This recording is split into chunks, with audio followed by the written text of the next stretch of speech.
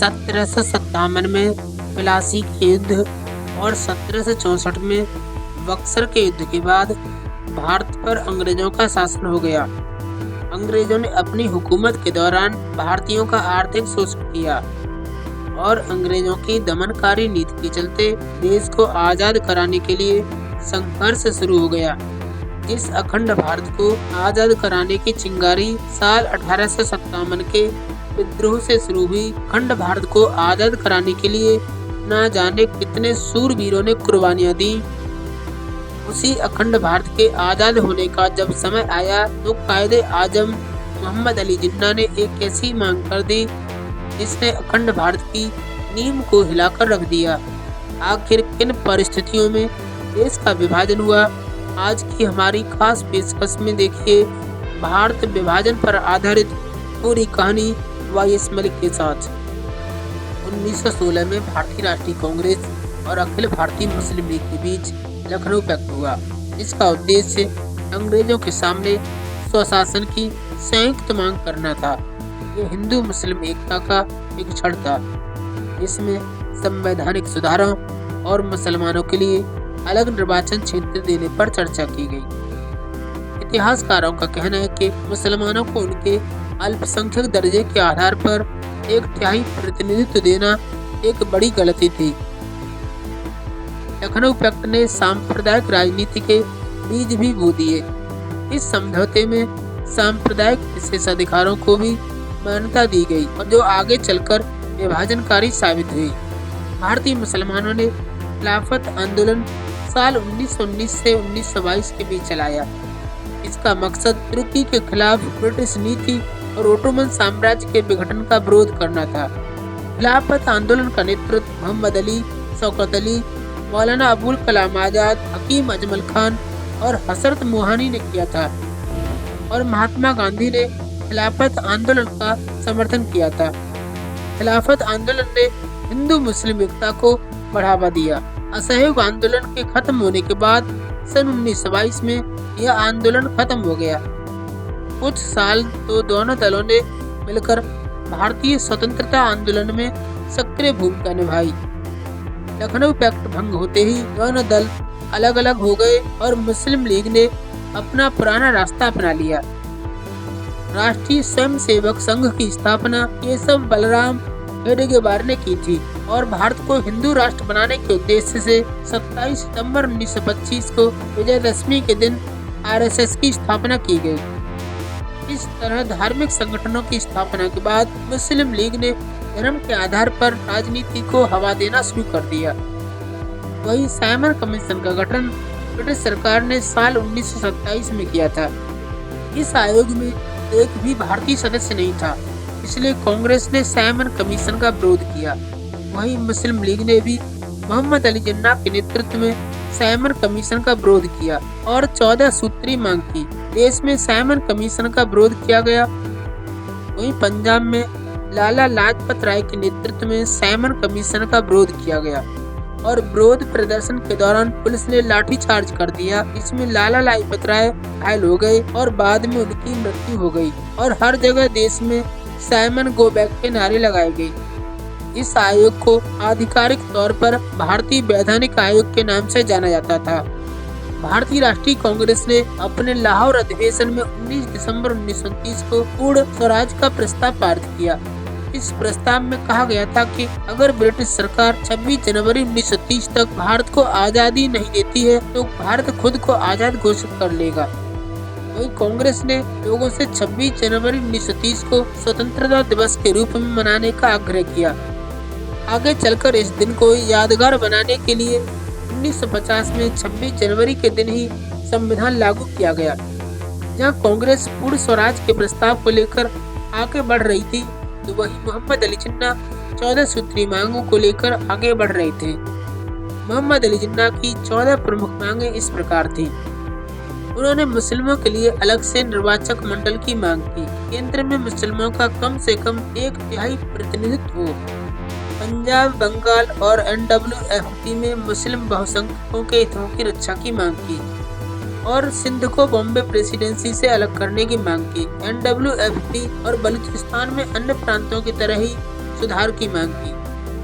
सभी सरकारी सेवाओं में मुस्लिमों को उनकी योग्यता के आधार पर प्रतिनिधित्व दिया जाए और मुस्लिम संस्कृति और शिक्षा की रक्षा के लिए संवैधानिक गारंटी दी जाए। मोहम्मद अली जिन्ना ने सभी समुदायों को पूर्ण धार्मिक स्वतंत्रता की मांग की और भारतीय संघ बनाने वाले राज्यों की सहमति के बिना केंद्र सरकार कोई संविधान में बदलाव न कर सके।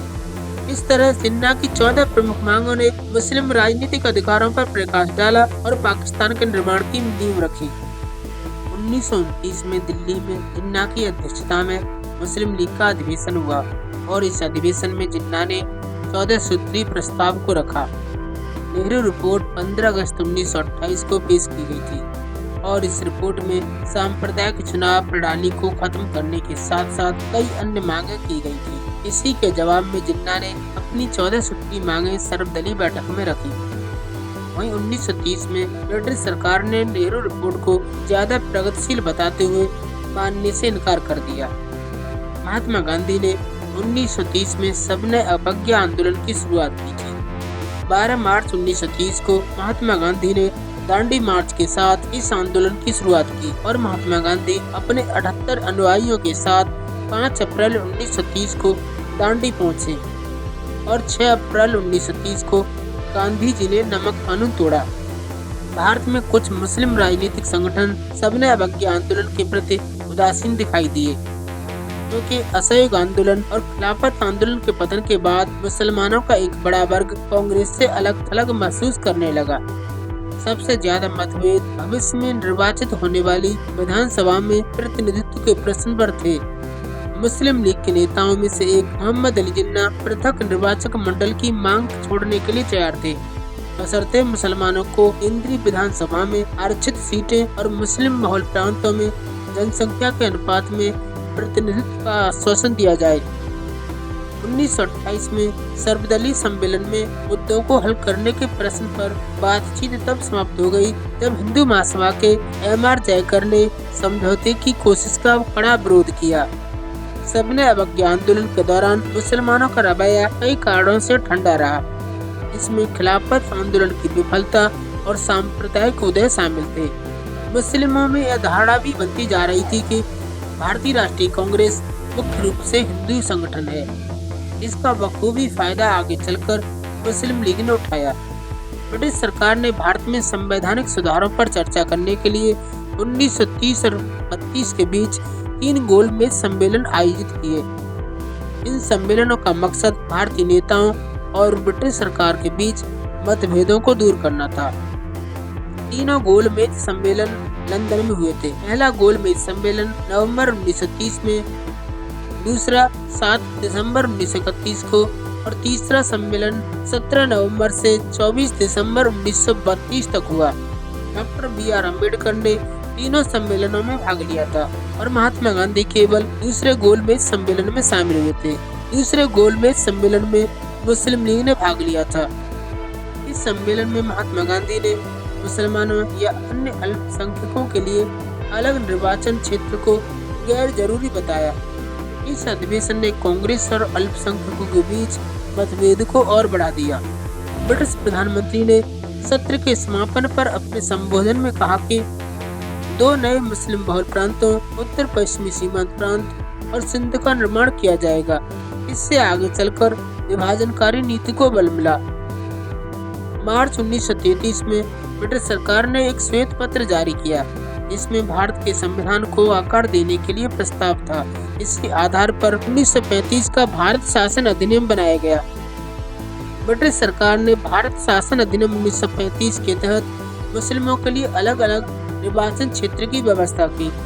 इस अधिनियम ने भारत में संघीय शासन प्रणाली की भी शुरुआत की थी। इस अधिनियम ने बर्मा को भारत से अलग कर दिया। इस अधिनियम ने अल्पसंख्यकों जैसे महिलाओं और व्यक्तिगत अधिकारों की सुरक्षा के लिए प्रावधान किए। 1935 के भारत शासन अधिनियम में सिखों, मुस्लिमों और जैनों के लिए अलग अलग निर्वाचन क्षेत्र की नई प्रणाली शुरू करने का प्रस्ताव रखा गया, जो आगे चलकर घातक साबित हुआ। भारत शासन अधिनियम 1935 के तहत 1937 में चुनाव कराए गए और कांग्रेस ने 8 प्रांतों में सरकार बनाई। कांग्रेस को आगरा एवं अवध के संयुक्त प्रांत, मध्य प्रांत और बरार, मद्रास, उड़ीसा और बिहार में पूर्ण बहुमत मिला। इस तरह कांग्रेस सबसे बड़े दल के रूप में उभरी। सिंध, उत्तर पश्चिमी सीमा प्रांत और असम में मिला जुला मंत्रिमंडल गठित हुआ था। बाद में मुस्लिम लीग ने मिलकर सरकार बनाई। चुनाव के 2 साल बाद 1939 में दूसरा विश्व युद्ध शुरू हो गया। भारतीय विधानमंडल की सहमति के बिना ब्रिटिश सरकार ने भारत को युद्ध में झोंक दिया और देश में आपातकाल की घोषणा कर दी। कांग्रेस ने मांग रखी कि युद्ध के बाद भारत को स्वतंत्र कर दिया जाए, लेकिन सरकार ने इस मांग को नजरअंदाज कर दिया। इसके बाद कांग्रेस ने 15 नवंबर 1939 को प्रांतीय मंत्रिमंडलों से इस्तीफा दे दिया। साल 1933 में पाकिस्तान शब्द का इस्तेमाल सबसे पहले कैम्ब्रिज विश्वविद्यालय के छात्र चौधरी रहमत अली ने किया था। उन्होंने 28 जनवरी 1933 को नाउ और never, are be to live और पेरिस फॉर एवर नाम से एक पुस्तिका प्रकाशित की। इस पुस्तिका में चौधरी रहमत अली ने पहली बार पाकिस्तान शब्द का इस्तेमाल किया था। इस पुस्तिका में उन्होंने पंजाब, सिंध, कश्मीर और बलूचिस्तान को मिलाकर एक अलग राष्ट्र बनाने की मांग की। उन्होंने कहा था कि ये इलाके भारत की 5 उत्तरी इकाइयां हैं, इन्हें अलग धार्मिक, सामाजिक और ऐतिहासिक आधारों पर अलग संघीय संविधान की मान्यता दी जाए। रहमत अली ने खुद को पाकिस्तान राष्ट्रीय आंदोलन का संस्थापक माना। उन्होंने इस पुस्तिका को पाकिस्तान डिक्लेरेशन का नाम दिया। चौधरी रहमत अली के मुताबिक पाकिस्तान में 5 उत्तरी प्रांत शामिल थे, जिनमें पंजाब, उत्तर पश्चिमी सीमांत प्रांत यानी अफगान प्रांत और कश्मीर, सिंध और बलूचिस्तान थे। लेकिन उस दौरान चौधरी रहमत अली के पैम्फलेट को ज्यादा तवज्जो नहीं मिली। 1934 में जब रहमत अली ने मोहम्मद अली जिन्ना से मुलाकात की और उन्हें अपने विचार प्रस्तुत किए तो जिन्ना ने इसे समर्थन दिया। 1940 में रहमत अली के पैम्फलेट को ज्यादा तवज्जो नहीं मिली। 1940 और 1943 के बीच जिन्ना और अन्य मुस्लिम लीग के नेताओं द्वारा अपने भाषणों और पत्राचार में पाकिस्तान शब्द का इस्तेमाल किया जाने लगा। 1940 में मुस्लिम लीग का लाहौर अधिवेशन हुआ। इस अधिवेशन में अखिल भारतीय मुस्लिम लीग ने एक प्रस्ताव पारित किया। इस प्रस्ताव को पाकिस्तान प्रस्ताव भी कहा जाता है। इस प्रस्ताव के जरिए मुस्लिम लीग ने भारत के उत्तर पश्चिमी और पूर्वी क्षेत्रों में रहने वाले मुसलमानों के लिए आजादी की मांग की। आगे चलकर इस प्रस्ताव ने 1947 में पाकिस्तान के निर्माण का आधार तैयार कर दिया। इस प्रस्ताव को 23 मार्च 1940 के इस प्रस्ताव को मुस्लिम लीग के लाहौर अधिवेशन में 23 मार्च 1940 को पारित किया गया था। इस प्रस्ताव का मसौदा तत्कालीन पंजाब के प्रधानमंत्री सिकंदर हयात खान ने तैयार किया था, लेकिन इस प्रस्ताव में देश के विभाजन और पाकिस्तान के निर्माण का कोई जिक्र नहीं था। 23 मार्च 1940 को लाहौर प्रस्ताव पारित होने के बाद मोहम्मद अली जिन्ना ने इस प्रस्ताव का नेतृत्व किया और 1943 में कराची अधिवेशन की अध्यक्षता मोहम्मद अली जिन्ना ने की। चक्रवर्ती राजगोपालाचारी ने 1944 में कांग्रेस और मुस्लिम लीग के बीच राजनीतिक गतिरोध को खत्म करने के लिए सुझाव दिया था। बता दें कि राजनीतिक गतिरोध इसलिए पैदा हुआ था क्योंकि कांग्रेस ने मुस्लिम लीग के साथ अपनी सत्ता साझा करने से इनकार कर दिया था। दिसंबर 1945 में ब्रिटिश भारत में केंद्रीय विधानसभा और राज्य परिषद के सदस्यों के चुनाव के लिए आम चुनाव हुए। इन चुनावों में प्रमुख मुद्दा 1942 के भारत छोड़ो आंदोलन के दौरान हुए दमन से संबंधित था। दिसंबर 1945 में केंद्रीय असेंबली के लिए चुनाव हुए। इन चुनावों में 102 सीटों में से कांग्रेस ने 57, मुस्लिम लीग ने 30, निर्दलीय उम्मीदवारों ने 5, अकालियों ने 2 और यूरोपियनों ने 8 सीटें जीती। प्रांतीय विधानसभाओं के चुनावों में कांग्रेस ने 15 से 85 में से 923 सीटें जीती।